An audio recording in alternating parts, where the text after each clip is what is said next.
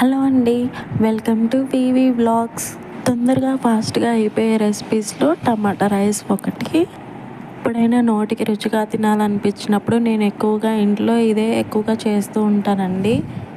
ముందుగా ఒక గ్లాస్ బియ్యాన్ని తీసుకొని 2-3 సార్లు శుభ్రంగా కడుక్కొని 15 నిమిషాల పాటు నానబెట్టుకొని పక్కన పెట్టుకోవాలి. నేను ఇక్కడ ఇద్దరికి సరిపడా చేస్తున్నాను కాబట్టి ఒక గ్లాస్ తీసుకున్నాను. మీ ఇంట్లో ఉన్న క్వాంటిటీని బట్టి మీరు పెంచుకోవచ్చు. స్టవ్ మీద కుక్కర్ పెట్టుకొని కొంచెం హీట్ అయిన తర్వాత 2 టేబుల్ స్పూన్ల ఆయిల్, 1 స్పూన్ నెయ్యిని వేసుకుంటున్నాను. కొంచెం హీట్ అయిన తర్వాత బిర్యానీ మసాలా దినుసులు, కట్ చేసి పెట్టుకున్న ఆనియన్స్, పచ్చిమిర్చి, టమాటా, క్యాప్సికమ్ అన్నీ అందులో వేసేసుకోవాలి.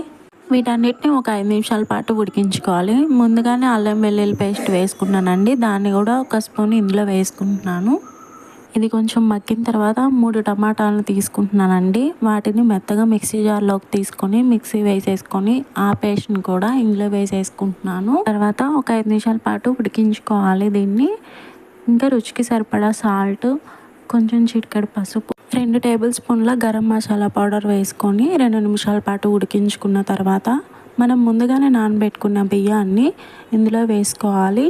ఒక గ్లాస్కి గ్లాసున్నర వాటర్ పోసుకోవాలండి.